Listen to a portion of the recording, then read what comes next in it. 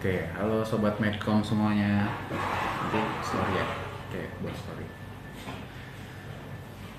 Oke, sekarang saya lagi sama siapa nih? Ya, kemarin saya kenal diri dulu ya, Ahmad Garuda dari Medcom. Ya, kebetulan saya yang megang desk otomotif di Medcom. Jadi hari ini tuh kita mau ngobrolin soal mobil hybrid ya. Iya, mobil hybrid. Nah, mobil hybrid. Nah, kira-kira kalau dari perspektif lo bro, Ya, nih bang. apa yang ingin lo tahu soal mobil hybrid? Karena kan gini, banyak orang yang asal karena ingin mengetahui teknologi terbaru soal kendaraan gitu. Jadi tapi belum tentu dia paham soal apa itu mobil hybrid, apa itu kegunaannya dan sebagainya gitu loh. Nah, kira-kira dari sisi lo kira-kira apa nih yang ingin lo tahu dulu nih? Oke, kalau ngomongin mobil hybrid itu kan kalau Ini sebagai lu sebagai awam ya? ya awam. Nah, awam ya. Kalau awam tuh kadang-kadang bingung nih, hybrid itu kan kalau kita yang orang awam taunya antara mobil listrik atau mobil bensin doang nih bang. Nah, sebenarnya kenapa nih tiba-tiba ada teknologi mobil hybrid? Nah itu tuh sebenarnya apa sih itu mobil hybrid bang? Kalau jadi kita harus paham dulu ya, teknologi mobil hybrid itu sebenarnya itu adalah perantara antara mobil listrik murni yang yang menggunakan baterai sebagai penggeraknya Ya. dan mobil berbahan bakar. Jadi sebenarnya mobil ini tuh diciptakan untuk negara-negara yang mungkin masih mengandalkan bahan bakar minyak sebagai penggerak kendaraannya gitu. Jadi ini adalah salah satu solusi yang dihadirkan untuk ya biar, karena kan sekarang tuh harga bahan bakar sendiri di Indonesia tuh kadang-kadang berfluktuasi ya. Iya, berubah-ubah ya. Ya, kadang-kadang tiba-tiba Kadang naik turun. harganya lumayan tinggi, dan kalau kita lihat bahan bakar seperti yang RON 992 misalnya kayak Pertamax ya, Iya. apalagi yang lebih tinggi kayak Pertamax Turbo, dan ya seininya dia itu kadang-kadang kalau kita beli untuk motor nih kan biasanya motor cuma pakai ya paling banyak kalau buat motor matic yang gede itu 7 liter 6 liter gitu. Iya. Nah itu nggak terlalu berasa ya, paling kita beli 100.000 udah penuh kan, dan itu juga udah bisa dipakai kemana-mana. Ya udah bisa ngacir kemana itu Udah bang? bisa ngacir kemana-mana tuh. Tapi kalau misalnya kita pakai itu untuk mobil yang tangki bensinnya minimal 40 liter, Beli-beli ya, doang. kalau cuma dibeliin 100.000 tuh kayaknya gimana gitu kan. Kadang-kadang habis. Ini jadi hadirnya mobil hybrid itu jadi sebenarnya untuk membuat konsumsi bahan bakar itu lebih irit, daya jangkau kendaraan juga lebih jauh, dan kalau kita ngelihat sih ya rata-rata sih kalau mobil hybrid ya bisa paling boros tuh bisa sampai 115 lah, 117 deh.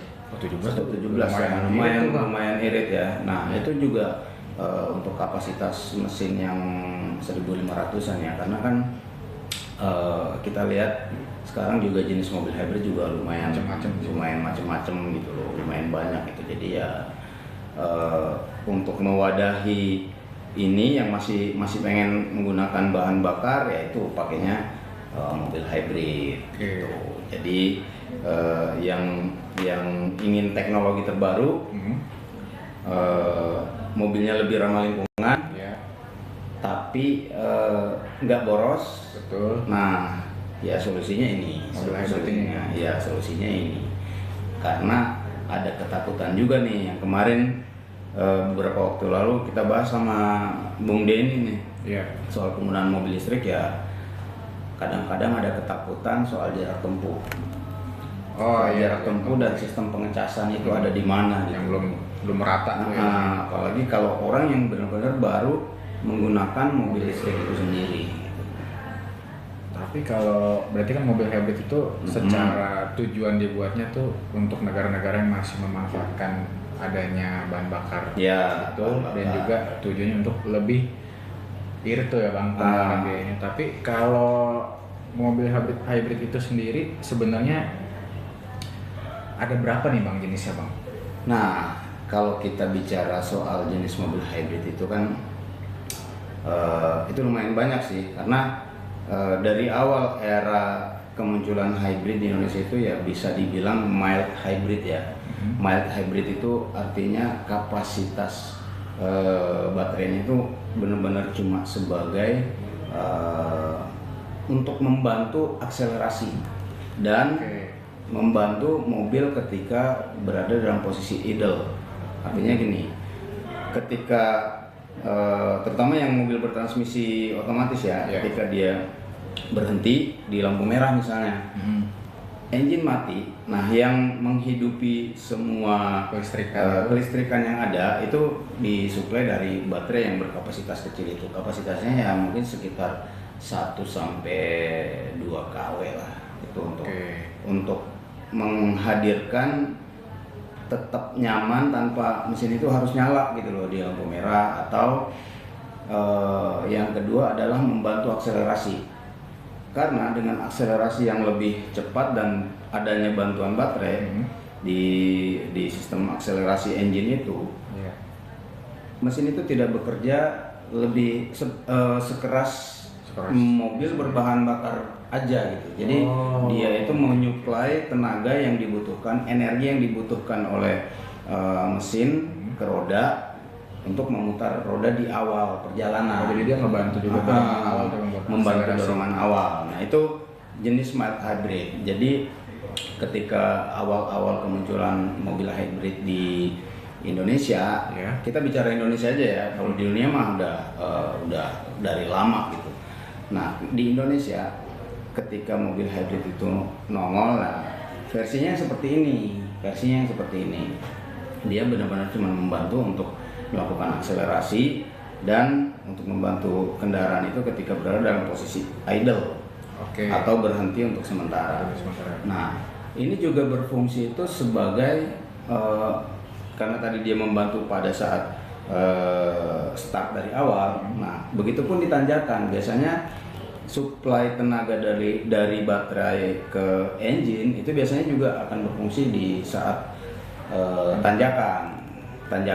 Jadi untuk ini tujuannya tetap untuk mengefisiensikan konsumsi bahan bakar yang dipasok di ruang mesin gitu, di ruang bakar. Jadi ya tetaplah ini kondisinya bisa mencapai jarak tempuh yang diinginkan dan memang sudah di reset gitu. Nah, yang kedua adalah itu yang sistem hybrid yang memang mengambil alih penuh sistem cara penggerak roda. Nah, itu gimana tuh Bang? Sistem hybrid yang mengambil alih sistem kelistrikan yang mengambil alih penggerak roda, mesin bensinnya tetap ada. Tapi mesin bensin ini benar-benar cuma menyuplai tenaga listrik ke baterai.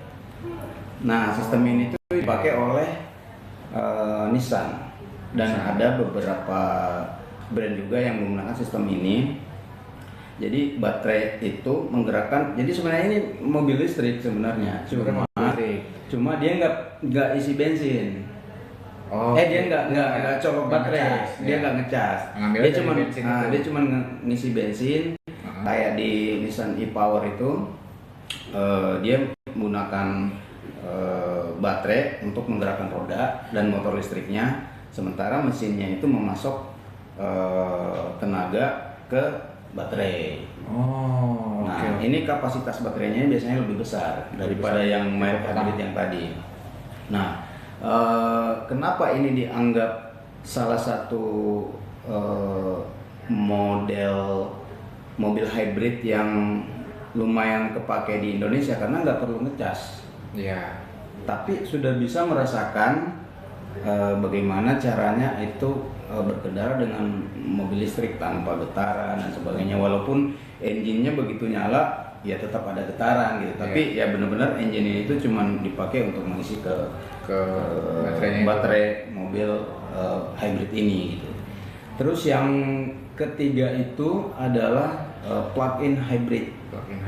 Nah, plug-in hybrid ini mobilnya bisa diisi bahan bakar. Biasanya tangkinya di sebelah, corong tangkinya sebelah sini, corong buat ngecasnya di sebelahnya. Jadi dua tuh bang. Jadi dua. Nah, kadang-kadang kalau misalnya orang malas ngisi bensin, ya dia memanfaatkan casan aja kan, karena kalau kita hitung-hitung kadang-kadang mobil dengan sistem hybrid dan berpenggerak hybrid itu mengandalkan motor listriknya untuk bekerja itu bisa sampai kira-kira 1 sampai 2 kW lah, 1,5 kW lah untuk paling irit ya, 1,5 kW untuk 10 km. Oke. Nah, sekitar segitu. Nah, jadi kalau kita tapi ini kita berhitung iritnya ya. Berhitung iritnya. Jadi dia lebih irit dan harga per kW itu kan sekitar 2.500-an ya kalau di SPKLU. Tapi kalau dia ngecas di rumah, nah itu lebih murah lagi. Cuma ada term and condition juga. Apa tuh? Term and condition itu ya kayak misalnya nih dia mobil hybrid ya nggak bisa, namanya mobil hybrid ya nggak bisa ngosongin tangki gitu loh. Harus jadi ada isinya juga tuh. Nah, tangki bahan bakar tetap isi dan baterainya juga ya harus tetap isi gitu loh. Jadi dia akan bekerja secara paralel. Jadi paralel bersama-sama gitu. Jadi bukan cuma istilahnya kita cuman udah aku nggak butuh bahan bakarnya ngecas aja gitu, biar aja tangki kosong, nggak bisa. Karena ada beberapa komponen itu yang bekerja masih mengandalkan bahan bakar gitu loh. Ketika dia membaca tidak ada bahan bakar di tangki bahan bakar, makanya ada beberapa komponen yang mungkin seperti AC, kondensor AC dan kompresornya itu nggak bekerja ketika tangki bahan bakarnya kosong gitu. Nah, ini yang kadang-kadang tidak dipahami. Sering tidak diperhatikan, apalagi ya asumsinya loh ini kan mobil ini bisa dicas, bisa diisi bahan bakar ya. Wajar dong saya memilih gitu loh. Ya nggak kayak gitu. Yang namanya mobil hybrid itu harus tetap diperhatikan tangki bahan bakar yang minimal harus ada, kondisi baterai juga tetap harus ada gitu. Dan kalau baterai ini kan sebenarnya otomatis. Tapi yang paling penting itu kita harus memperhatikan tuh kondisi tangki bahan bakar, karena baterai itu juga kalau di mobil yang berkapasitas dia sebagai mobil hybrid itu juga baterainya nggak sebesar ukuran baterai mobil listrik secara umum gitu. Maksudnya baterai mobil listrik itu bisa sampai 30 kW. Ini paling kecil ya, 30 kW. Nah, sementara untuk mobil hybrid yang plug-in itu sampai sekarang yang paling gede itu sekitar masih di bawah 20 kW lah. Itu bisa sampai 100 km jarak jangkaunya. Berarti secara itu juga agak jauh tuh ya bang ya? Nah, itu dia tadi. Jadi sebesar-besarnya baterai mobil hybrid itu tetap tidak akan sama seperti jangkauan mobil listrik murni gitu loh.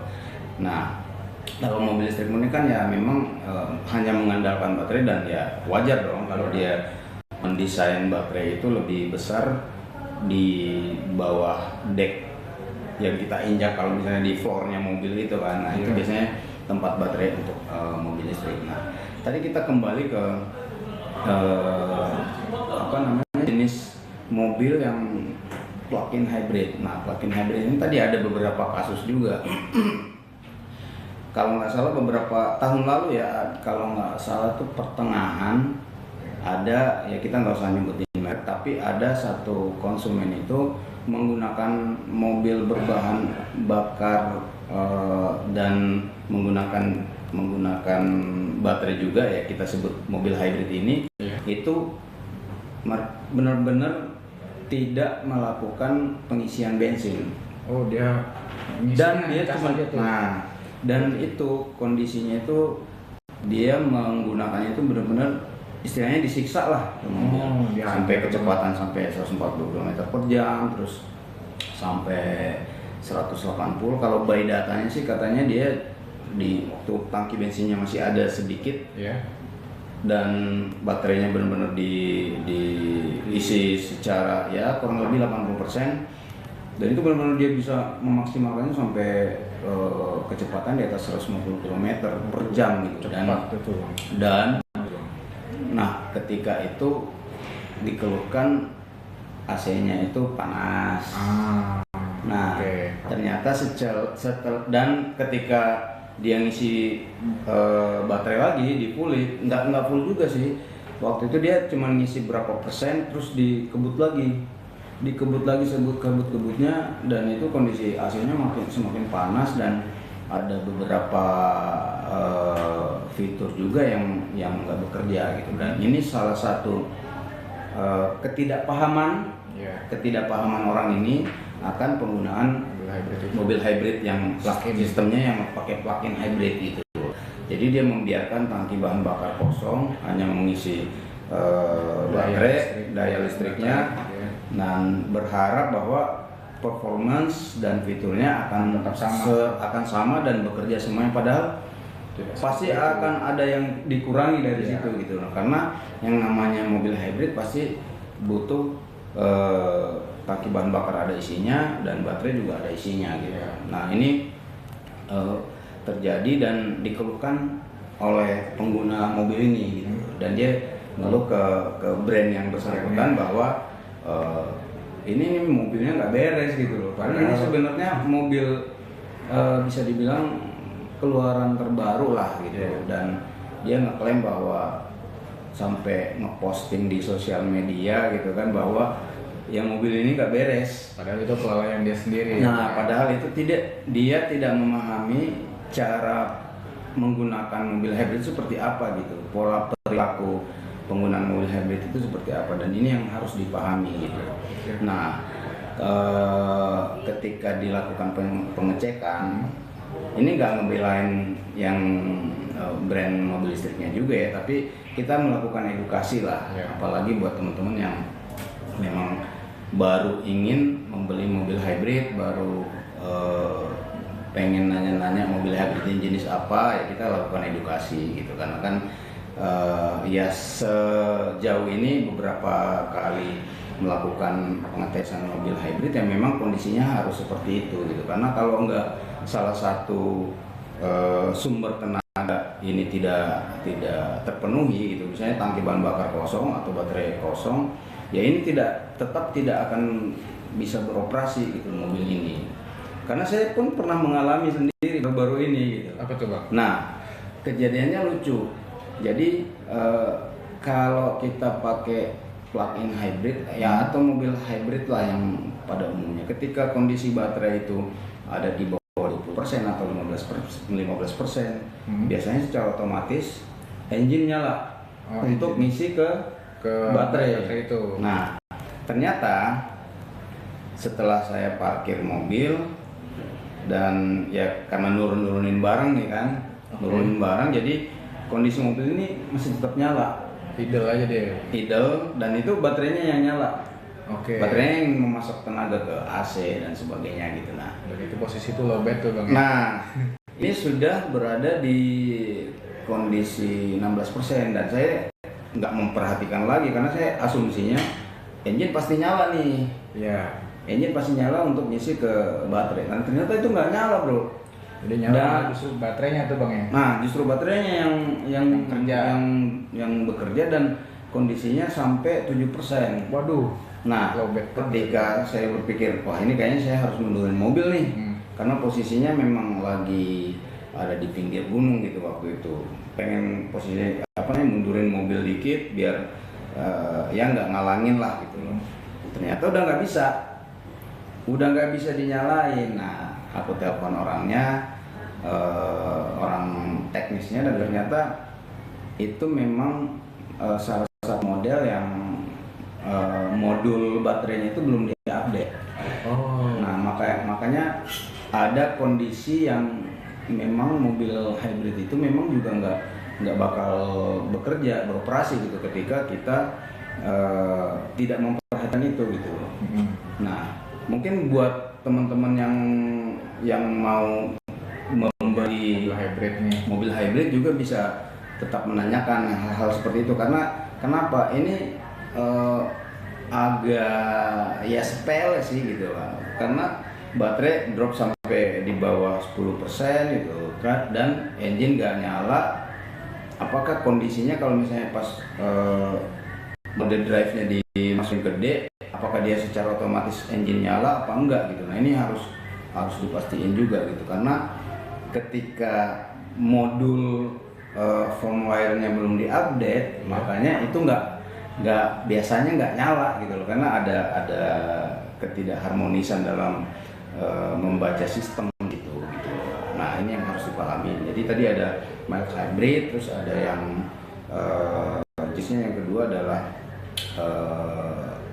mobil listrik penggerak penuh sistem kelistrikan dan motor listrik tapi engine yang menyuplai ke baterai. Dan yang ketiga adalah plug-in hybrid. Itu tuh ada nama-namanya nggak tuh Bang, yang kayak HEV, PHEV itu ya kalau nggak salah. Nah, HEV ada lagi. HEV itu baterainya lebih gede daripada mild hybrid, tapi dia sistemnya lebih ke dia itu bisa benar-benar pure listrik. Jadi pure listrik itu sampai kecepatan ya kalau nggak salah sekitar 70-80 km per jam sebelum pasti untuk tol. Nah, tapi ini buat ini aja ya, saya cruising santai gitu. Tapi kalau udah di atas 70 km per jam atau 80 km per jam biasanya engine-nya udah engine lagi gitu ya, untuk membantu. Tapi motor listriknya juga tetap ikut bekerja gitu, kecuali memang udah di bawah 20% ya, biasanya engine itu akan mengambil alih sepenuhnya gitu. Nah itu HEV hybrid EV. Apalagi bro? Kalau tadi sih ada yang nanya nih Bang, ada yang nanya di kolom komen. Siapa yang nanya? Udah ada dari Bang Denny Fauzan. Pengalaman Bang Uda mobil hybrid apa yang oke dan ramah kantong family Bang? Wah, kalau mobil hybrid yang oke ya sebenarnya kalau yang paling aman ya kalau kita bilang paling aman untuk di Indonesia ya pilihlah yang mobil hybrid yang memang itu dari brand-brand yang established lah di sini gitu loh. Established itu ya dia pamor mobil hybridnya itu udah lumayan lama gitu. Ya kita sebutin aja deh. Kalau misalnya kayak merek T gitu kan. Merek T itu udah pasti udah banyak yang paham lah. Ya pada umumnya sih mobil-mobil Jepang yang menggunakan sistem hybrid itu ya menurut gue sih aman lah gitu. Karena mereka itu udah terbukti lah ya sebagai pabrikan yang menyediakan sarana dan prasarana penggantian part dan sebagainya khusus untuk mobil-mobil hybrid mereka gitu. Terus ada juga yang brand dari Korea. Nah, brand dari Korea kan cuma dua nih.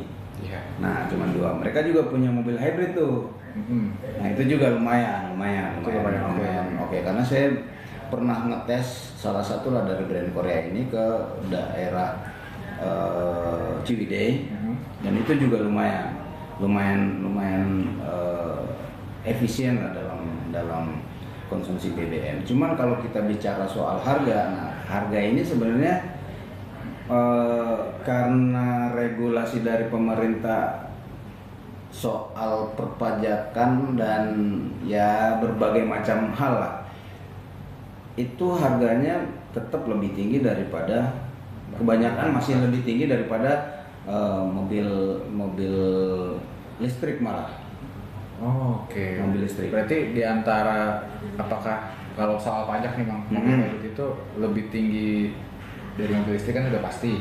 Ya, kalau mobil listrik kan lumayan tuh pajaknya lumayan banyak gitu, lumayan banyak potongannya. Cuman tahun ini memang ada regulasi khusus yang menyebutkan bahwa mobil listrik yang diimport secara utuh CBU, nah itu memang akan dikenakan pajak itu dinaikin gitu. Dinaikin. Jadi subsidinya dikurangin dan ya otomatis secara otomatis kan harganya juga udah mulai naik kan, karena ada sejak 2026 ini, sejak awal bulan kan kita udah lihat ada perubahan harga beberapa mobil listrik gitu.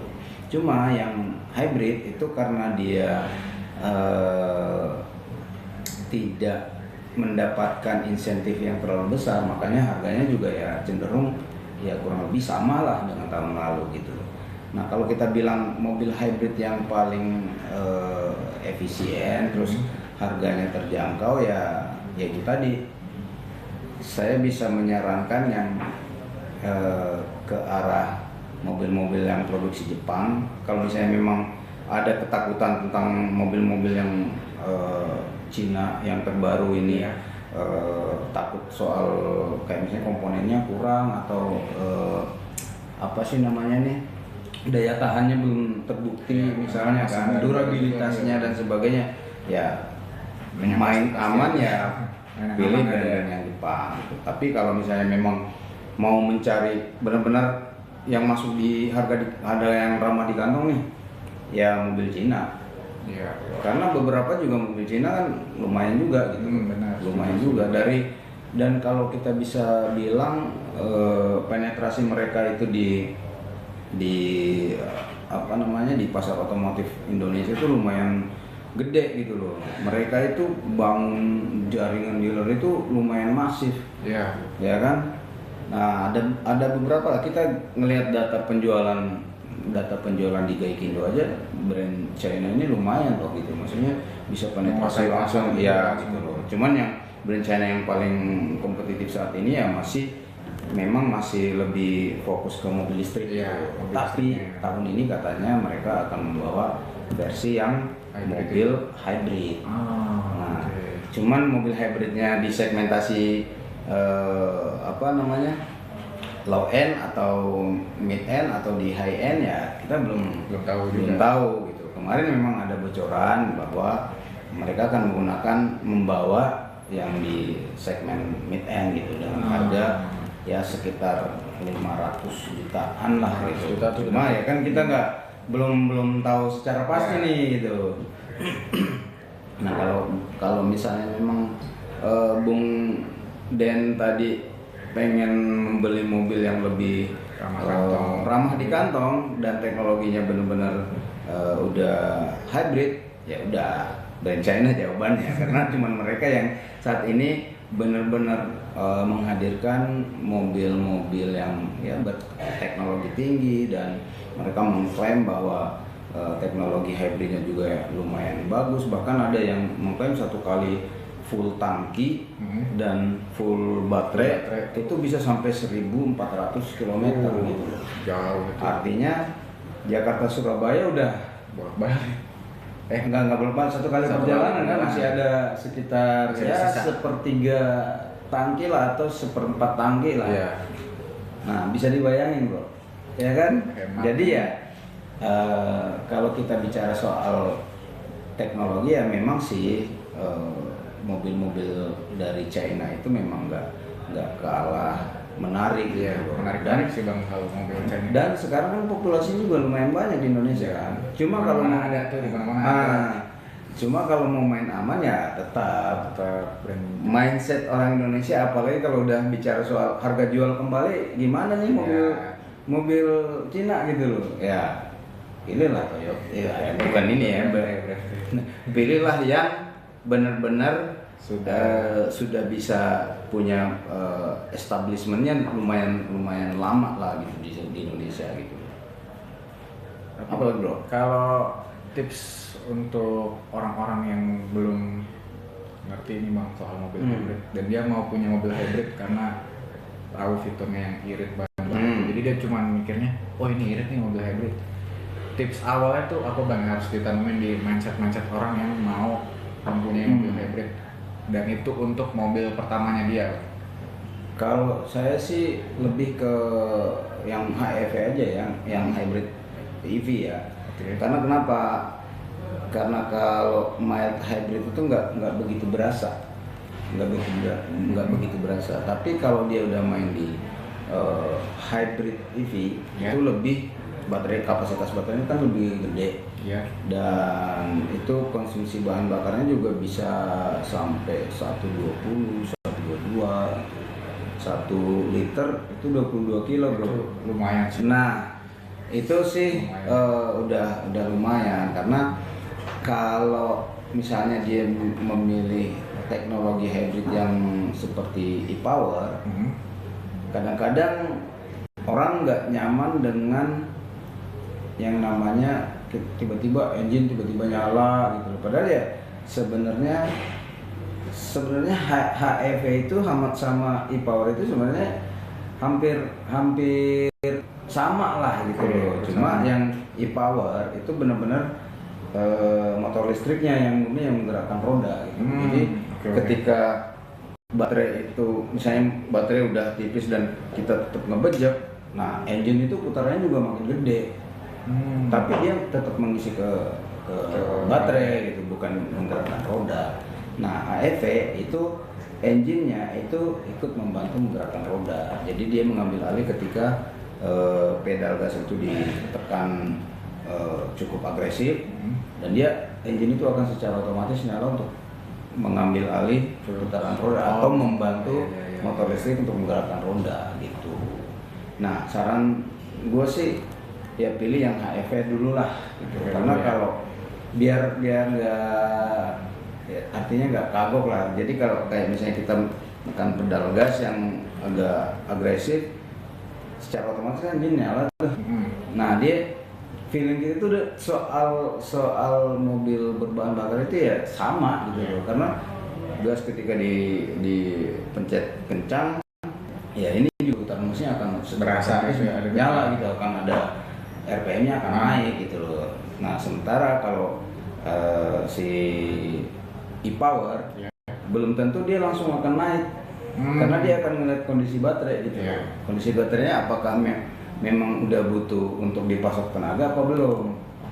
Nah itu gitu. Berarti kalau teman-teman sobat Medcom yang pengen punya mobil hybrid, itu tuh tips dari Bang Eda. Bang, kalau misalkan nih secara perawatan untuk mobil hybrid itu ada perbedaan utama nggak sih Bang sama mobil bahan bakar atau mobil listrik? Kan ini dicampur nih Bang, penggabungan itu. Kalau perawatan gimana? Jadi kita bicara soal mobil berbahan bakar dulu ya. Mobil bahan bakar itu kan komponen yang digunakan itu memang cukup banyak ya. Jadi yang masih pakai oli, pakai busi dan sebagainya. Nah sementara mobil listrik itu kan dia cuma benar-benar motor listriknya aja yang bekerja, dan ya sama ya kayak mobil Tamiya ya gitu. Ya mungkin kalaupun ada transmisinya ya dia paling menggunakan oli transmisi aja, oli transmisi. Nah untuk mobil hybrid karena dia masih pakai engine, ya perawatannya tentu sama lah kayak mobil berbahan bakar. Cuma kayak dia karena dia punya baterai juga, ya ini harus tetap dicek lah kalau misalnya dia masuk ke perawatan, apakah baterainya ini sudah masih peak performance-nya masih bagus, atau memang harus ada updating dan sebagainya. Nah ini harus dicek semuanya gitu. Kalau biaya perawatan yang saya dengar dari teman-teman ini ya, teman-teman pemilik kendaraan khusus untuk hybrid ya, ini cenderung sih harganya lebih tinggi ya. Cuma biasanya kalau kita beli mobil hybrid yang baru, itu biasanya kalau perawatan itu biasanya udah bebas biaya perawatan kan di awal kan. Nah, itu udah masuk berapa ribu kilometer itu udah masuk garansi dan sebagainya. Nah, kecuali kayak misalnya penggantian oli dan sebagainya, biasanya olinya harus tetap kita beli, businya harus tetap kita beli, terus ya harusnya sih udah bebas dari khawatir lah kalau beli mobil baru ini. Tapi beda cerita kalau beli mobil bekas ya. Nah harus dipastiin juga tuh ini garansinya masih berlaku nggak sih. Nah apalagi kalau udah pindah tangan kan, ya misalnya nih mobil yang jual ke gua gitu. Apakah kalau misalnya udah pindah nama, misalnya mutasi, apakah itu masih berlaku atau enggak? Iya. Nah itu harus dipastikan juga, karena kenapa ya? Ini soal biaya yang harus Anda keluarkan atau pembeli yang harus mengeluarkan budget berapa gitu kalau misalnya ngebengkel. Nah ini hal-hal yang harus diperhatikan sih. Tapi selama membeli mobil baru ya rasanya no worries lah, karena Pasti ada garansi lah, Bang, ya. ya kan ada beberapa masalah gitu kayak, karena kan nggak semua pemilik mobil baru juga terbebas dari masalah kan, ada aja gitu loh. Tapi ya rata-rata sih kalau masih dalam masa garansi ya itu bisa di cover lah, asal jangan banyak melakukan modifikasi gitu loh. Kayak misalnya ganti lampu bilet yang sesuai dengan kemauannya, yang warna ini itu, terus ganti ban. Nah biasanya garansinya itu gugur gitu loh, hanya karena penggantian part-part yang menurut kita mungkin itu keren atau ya nggak mengubah apapun misalnya kan. Tapi ya buat sistem garansi di pabrikan atau di bengkel itu ya mereka nggak mau seperti ini, nggak mau tahu gitu. Ini udah dilakukan pengubahan dan ketika ada terusan ya mereka nggak mau tanggung jawab. Itu udah tanggung jawab kan. Itu udah tanggung jawab penuh dari konsumen lah. Tapi kalau di tahun 2025-2026 sekarang nih Bang, teknologi yang paling terbaru dari mobil hybrid itu apa sih Bang yang jadi keunggulannya dia? Kalau kita bisa bilang sih ya sekarang tuh banyak pabrikan yang mendesain mobil hybrid itu ya benar-benar mobil hybrid. Jadi bukan mobil yang berbahan bakar yang spek engine-nya sama nih. Misalnya kode misalnya H12345. Nah, mesinnya itu pakai mesin yang sama H12345. Biasanya ini dibedain engine-nya. Dibedain engine-nya karena apa? Karena ada kebutuhan yang berbeda antara mobil ICE atau berbahan bakar dengan mobil hybrid.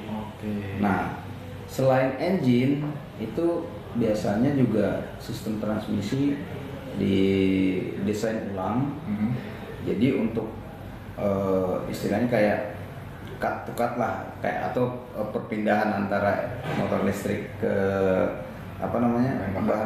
mesin bahan bakar atau keduanya bisa bekerja secara bersamaan. Nah ini sistem transmisinya juga harus biasanya dilakukan penyesuaian gitu. Jadi kalau kita bilang teknologi paling sama gitu, cuman ditempelin motor listrik doang sama kasih baterai udah jadi mobil hybrid, nggak semudah itu gitu, nggak sesimpel itu karena yang namanya teknologi ya memang harus disesuaikan untuk mencapai efisiensi tinggi gitu, karena kalau nggak disesuaikan ya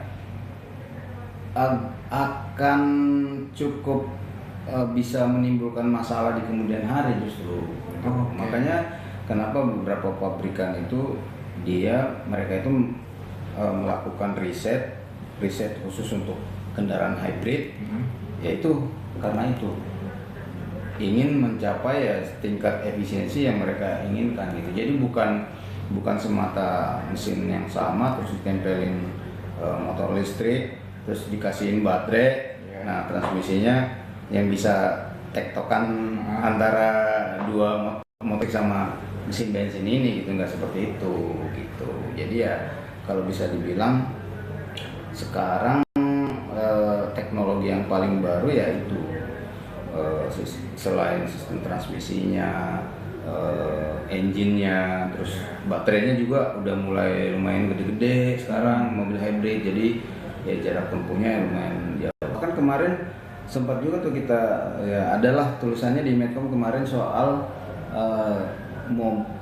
satu brand mobil yang memang nantinya dia bisa mencapai sampai 2000 km.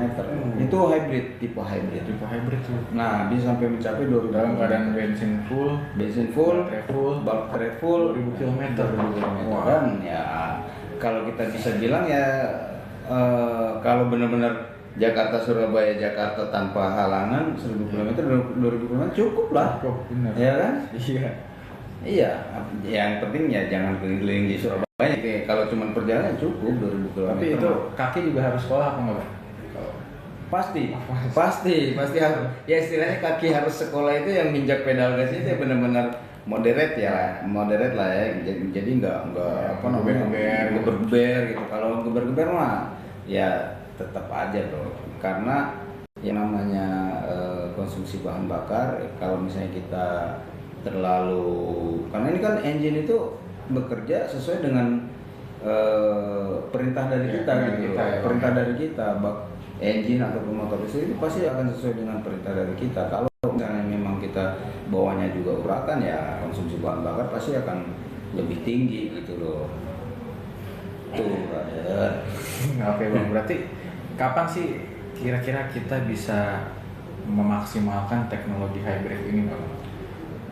Kalau kita nanya kapan kita bisa memaksimalkan teknologi hybrid, ya sebenarnya ini harus belajar bawa mobilnya dulu. Oke. Artinya gini, karena kayak ngebedain apa tuh Bang? Kalau bawa mobil hybrid sama bawa mobil listrik sama bawa mobil bahan bakar. Nah biasanya kalau di mobil hybrid yang full udah hybridnya yang baterainya kapasitas gede ya, biasanya itu di setup atau yang PHEV itu ada setupnya sendiri bro.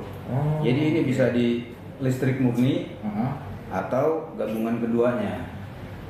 Jadi gabungan keduanya itu engine juga bekerja, motor listrik juga bekerja. Nah kalau misalnya mau memaksimalkan, kapan waktu untuk memaksimalkan penggunaan memaksimalkan teknologi hybridnya atau motor EV-nya di kondisi cruising di jalan tol. Oke. Jangan ngebut-ngebut tapi ya gitu loh. Ya maksimal 80 km per jam lah.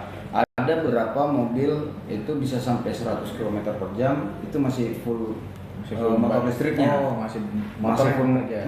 Masih full motor listriknya yang bekerja. Nah, ketika baterainya udah di bawah 30% atau 20%, nah secara otomatis engine akan membantu motor listrik ini menggerakkan roda gitu. Jadi tenaga yang keluar dari motor listrik itu dan nggak terlalu banyak gitu. Untuk memberikan waktu mengisi engine itu mengisi ke baterai.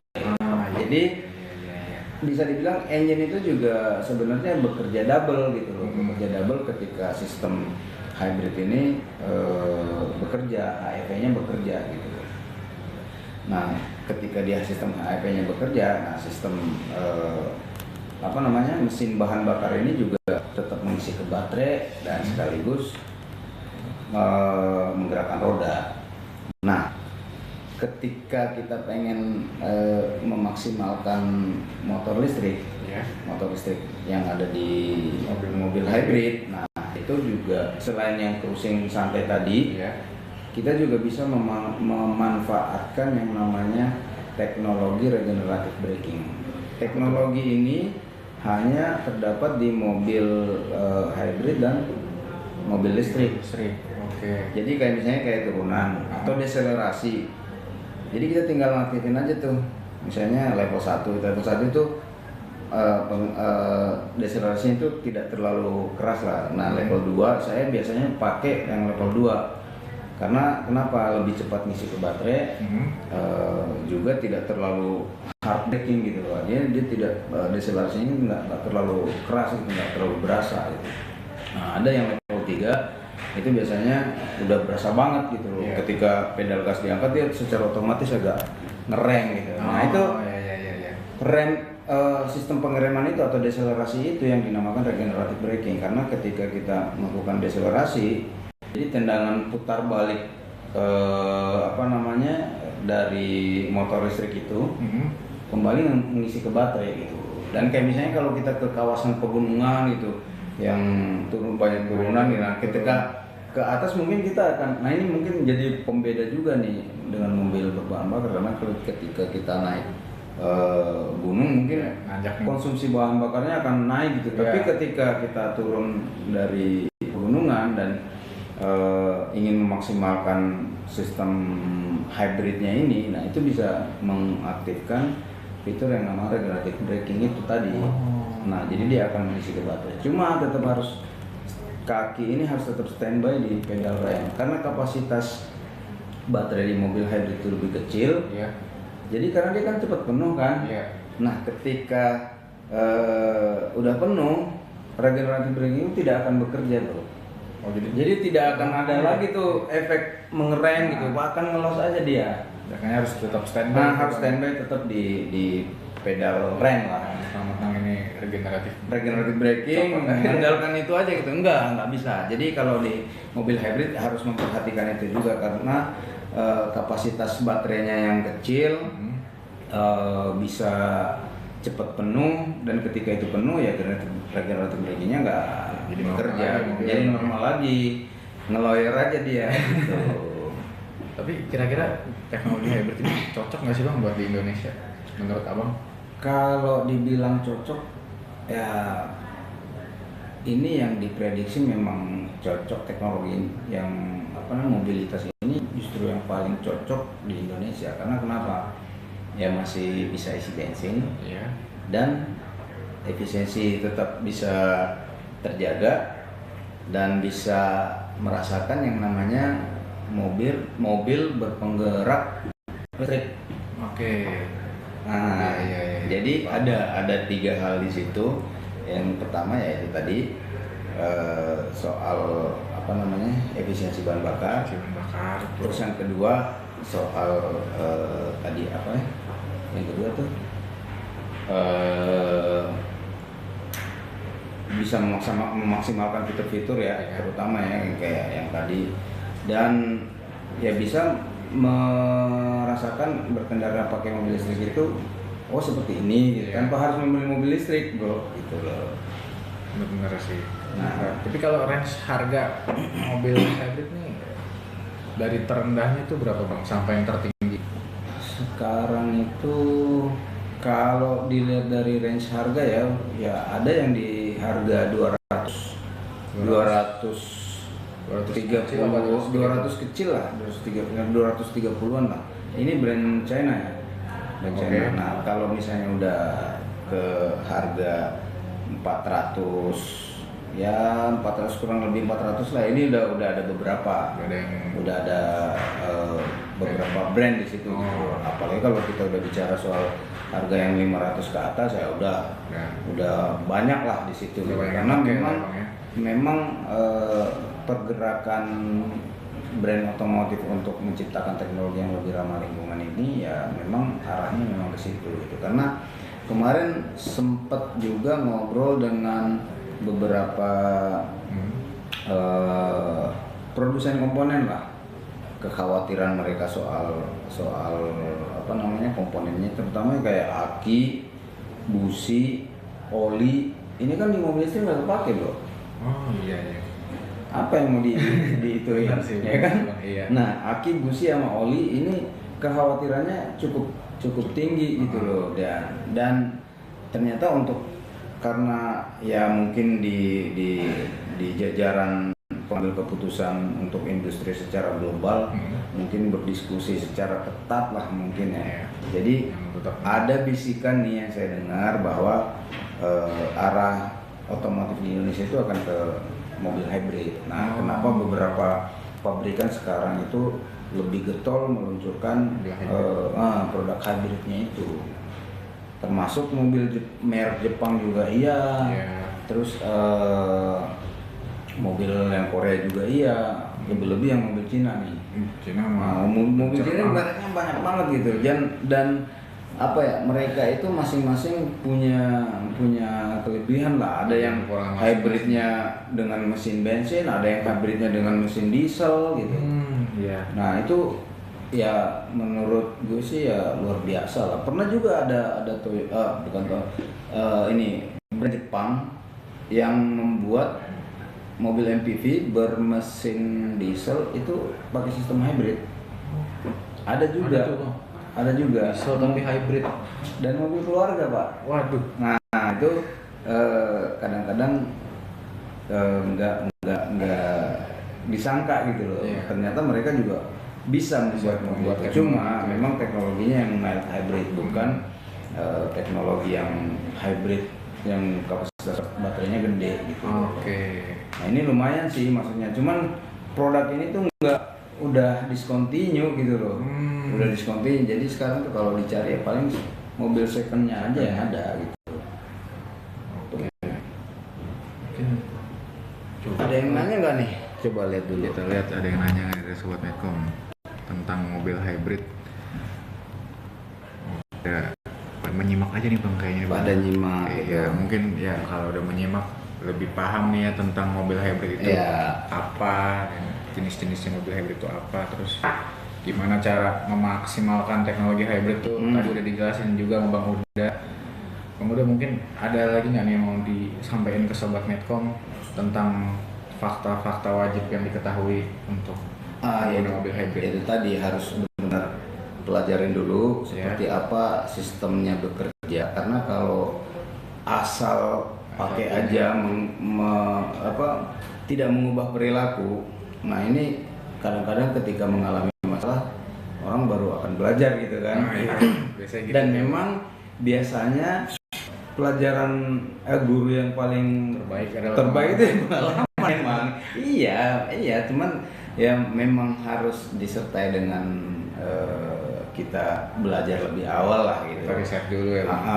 Artinya ya minimal melakukan riset sesuai nggak nih, terus di test drive dan kondisi-kondisi yang memungkinkan ketika kita melakukan perjalanan itu ya ada potensi-potensi yang kira-kira bisa tiba-tiba sistemnya error mungkin dan sebagainya gitu kan, yang kayak saya alami waktu libur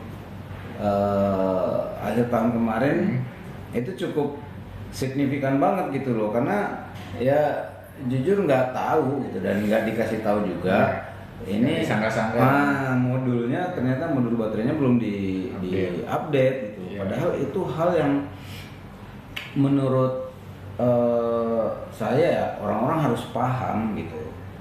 Ketika misalnya nih ada pemberitahuan, kan secara otomatis kalau kita beli mobil, sekarang itu rata-rata mobil itu udah terkoneksi dengan smartphone kan? Iya, sudah. Smartphone itu biasanya aplikasi mobil itu biasanya akan ada notifikasi kalau misalnya ada update software dan sebagainya. Karena ya kita nggak bisa menafikan bahwa penggunaan kendaraan sekarang itu ya memang tidak bisa terlepas dari software gitu. Karena kayak chipsetnya aja ya pakai chipset gitu, apalagi untuk udah yang pakai layar yang gede-gede gitu kan, itu kan benar-benar ya udah komplit lah di situ. Itu memang harus dipelajarin gitu. Kalau asal aja cuman beli mobil hybrid itu ya mungkin untuk mobil-mobil hybrid yang aman sih ya mungkin yang tanpa harus ngecas ya. Tanpa harus ngecas atau bensin. Bener-bener cuman pakai isi bahan bakar aja gitu loh, nggak ada sistem ngecasnya. Cuman kalau dia udah plug-in hybrid itu harus telaten. Memang ada kemudahan di situ dan memang ada biaya operasional yang mungkin bisa lebih murah, karena ngecas itu lebih murah daripada mengisi bahan bakar gitu loh. Ya bisa dibandingkan lah, satu kali ngecas baterai full bisa 100 km, yang mungkin yang bisa pakai cuma 80 km lah. Tapi kan ya kalaupun misalnya 80 km udah habis, ya paling kan kita nyari tempat ngecas lagi kan. Kalau misalnya memang jarak perjalanannya jauh, itu ya 100 kilo atau ya rata-rata orang berkendara itu paling jauh 150 kilo bro. Sekali perjalanan enggak, maksudnya dari kita berhenti ya. Artinya kalau kita bawa mobil sendiri, karena amannya untuk mencegah fatigue itu kita ngantuk di jalan atau apa. Nah biasanya microslip. Nah itu biasanya maksimal 3 jam itu kita belokin dulu mobil ke rest area atau ke mana untuk melakukan istirahat lah. Nah bisa juga dimanfaatkan untuk mengisi baterai gitu loh. Ini ngomong di Dubai aku kerja di limousine company, kita pakai EV Skywell. BYD, Tesla dan BMW i7 series. Wah, congratulations keren, Kak Bang Nana. Nana ini keren nih. Iya, Udah. kerjanya di Dubai nih bang. Pakai EV. Kalau EV kan ya kalau di negara-negara yang hitungannya negara udah maju ya, udah maju, bukan negara berkembang lagi, karena Dubai itu ya menurut aku sih negara maju. Negara maju Dubai. Karena ya mereka udah paham dengan teknologi seperti itu. Cuman karena aku juga belum pernah ke Dubai nih ya sorry, jadi belum tahu di Dubai itu apakah sistem pengecasan itu udah lumayan merata atau belum gitu loh. Iya. Karena setahu aku kalau di sana tuh bahan bakar itu lebih murah daripada air minum. Iya benar. Karena melimpah harga bahan bakar kan di sana jadi sangat murah. Gitu. Iya. Jadi ya makanya kenapa banyak ada beberapa teman-teman saya yang di sana tuh ya lebih pakai yang namanya mobil berbahan bakar karena ya bahan bakar di sana hitungannya murah. Itu dan semua hal yang menyangkut tentang minyak yang pakai itu pelumas dan sebagainya itu harganya murah. Iya. Itu di sana. Itu cepat habis baterainya, tapi katanya sudah di mana-mana sudah ada. Berarti udah cukup tersebar tuh bang, udah merata kalau di Dubai. Ya biasanya sih memang udah kalau di gedung perkantoran ya, apalagi kita di Jakarta aja nih, ya rata-rata di gedung perkantoran itu udah ada, bahkan di hotel-hotel rata-rata udah ada. Walaupun itu cuma 7 kW, 11 kW, 22 kW, biasanya sih 22 kW itu paling gede. Dan ada beberapa hotel juga yang menyediakan itu bisa sampai 120 kW gitu. Itu lumayan gitu. Tapi kalau kita bicara kayak misalnya tempat brand mereka, misalnya brand B nih, udah pasti dia di dealernya itu ada sistem pengecasan gitu. Apalagi dia menjual memang khusus untuk mobil listrik gitu. Udah pasti akan ada pengecasan di situ. Bahkan saya beberapa waktu lalu nongkrong nih bang daerah Pondok Gede, di situ ada kayak warkop tapi ada tempat ngecasnya tuh bang. Iya. Itu kaget aja sih bang, di warkop aja ada tuh tempat ngecas. Gitu. Dan sekarang ya ada kecenderungan kayak hotel itu kenapa mereka mau memasang sistem pengecasan SKRU. Nah yang pertama orang mau masuk di hotel biasanya bayar parkir. Iya. Udah untung lagi kan. Nah walaupun mungkin masang sistem SPKLU itu memang butuh budget yang gede gitu. Apalagi kalau misalnya SPKLU-nya lumayan gede gitu kan, spek SPKLU-nya lumayan gede gitu dayanya. Nah itu memang butuh budget gede gitu. Tapi kalau dia udah terpasang ya secara otomatis income pasifnya ada lah gitu. Income pasifnya ada gitu. Pasti ada aja nih yang ngecas di sini nih. BY apa tadi dah? Tapi buat bisnis kurang. BYD model 2024 2025 oke kalau buat bisnis dibanding Tesla. Oh iya pasti karena dari sisi harga juga lumayan jauh sih bang. Lumayan jauh. Harganya lumayan jauh jika dibandingkan dengan merek asal Amerika itu ya kan. Dan ya kalau kita lihat sih memang teknologi yang dihadirkan juga kalau di beberapa negara ya, apalagi yang fasilitasnya sudah mendukung seperti di Dubai, fitur-fitur yang ada itu kan bisa dimaksimalkan seperti Tesla gitu. Ini bisa berfungsi secara optimal gitu loh. Tapi kalau misalnya di Indonesia itu fitur otonomusnya itu belum bisa bekerja secara maksimal karena ya dia kan akan membaca sistem informasi yang ada di jalan, dia akan membaca peta dan sebagainya gitu-gitu. Nah, ketika ada kriteria yang tidak dipenuhi, misalnya nih garis jalan, garis putus-putusnya kok agak ini udah bladus nih, udah cowok-cowok nih gitu, atau banyak jalan rusak, ya biasanya ini akan jadi masalah tersendiri. Bahkan di negara-negara yang sudah rapi dari sistem sarana dan prasarananya pun kadang-kadang masih akan ada error gitu loh, error di sistem gitu, apalagi kalau sistemnya nggak diupdate. Dan ya kalau di Indonesia sih yang memang masih kepake ya yang sistem advanced driving assistance system itu yang belum bisa pakai yang full Autopilot. ya Autopilot. autopilot atau yang dinamakan autonomous.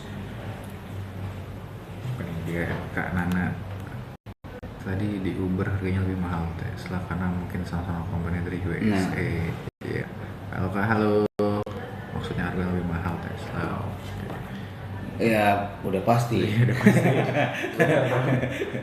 Kemarin ya ada yang sempat konten juga ya, Grab pakai Tesla gitu. Wah, itu keren tuh. Iya. Ambil cici-cici di pick gitu kan.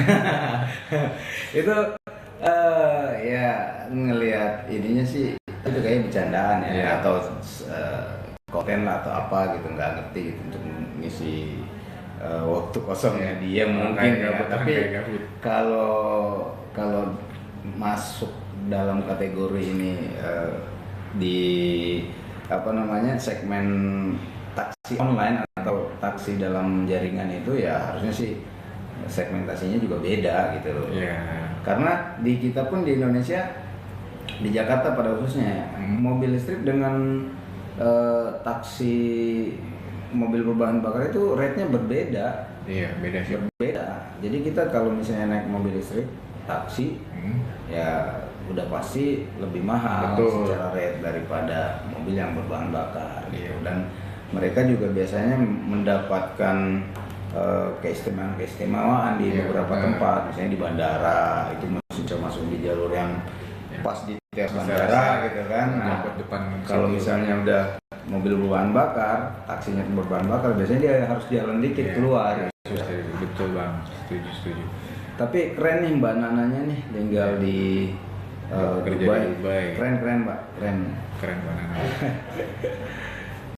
Oke. Masih ada kah yang nanya? Sepertinya sudah nih bang. Oke, mungkin kita sudahi saja ya bang pembahasan mobil hybrid. Jadi ada lagi nih. Di sini kalau pakai Tesla untuk luxury taksi 1,6 wow, juta. 1,6 juta per 3 jam, biayanya standar rute RTA, rate RTA. Shit, 1,6 juta itu udah sewa mobil. Di sini tuh. Apa namanya itu satu hari satu malam ya, kalau di Indonesia ya. Satu hari satu malam yang lepas segmen premium tuh. Iya. Lepas kunci 1,6 juta. Waduh. Tapi cobain kalau misalnya di sana ada mobil hybrid, cobain juga tuh Mbak Nana. Itu kayaknya akan lebih inilah exciting karena itu sama seperti mobil listrik yang saya tadi jelasin. Ya cuman kadang-kadang emang di kecepatan tertentu atau kondisi baterainya sudah turun atau lebih di bawah 20%, nah itu biasanya secara otomatis engine-nya nyala gitu. Kita pakai Lexus, Mantap. Oke. Ada lagi bang yang mau disampaikan bang, sobat Medcom? Saya pikir cukup ya untuk bahasan kita soal mobil listrik, mobil hybrid. Karena di episode sebelum itu kita ngebahas soal mobil listrik ya, Bang Ahmad ini. Dan mungkin bisa di scroll lagi nih di IG-nya, di TikTok-nya Medcom. Bahasan-bahasan soal mobil listrik itu sendiri, apa yang penting dan apa yang harus kita ketahui sebelum pengen meminang mobil listrik gitu. Dan ini sekarang kita topiknya baru lagi gitu. Buat apa hal-hal wajib yang diketahui untuk mobil hybrid bang? Nanti diupload nanti akan kita share. Jadi kalau misalnya nggak nonton live secara live boleh nanti nonton replaynya ya. Kita sudah bahas lagi. banyak banget tadi, udah dapet insight baru dari Bang Uda tentang mobil hybrid yang pastinya siap cocok nih buat teman-teman sobat Medcom yang lagi pengen minang mobil hybrid ya bang. Iya dong, Oke. harus dong menurut teknologi. Betul, karena teknologi otomotif sekarang makin keren ya bang, makin mantep tuh. Harus lebih buka mata buka telinga lah gitu. Harus melek juga nih, jadi jangan stuck di teknologi lama bang, harus update juga ya bang. Harus. Oke, mungkin itu saja sobat Medcom semuanya. Terima kasih yang sudah meluangkan waktu untuk menonton bersama saya Satrio dan juga Bang Uda. Yes. Kita berjumpa lagi di live selanjutnya. Terima kasih. Dah.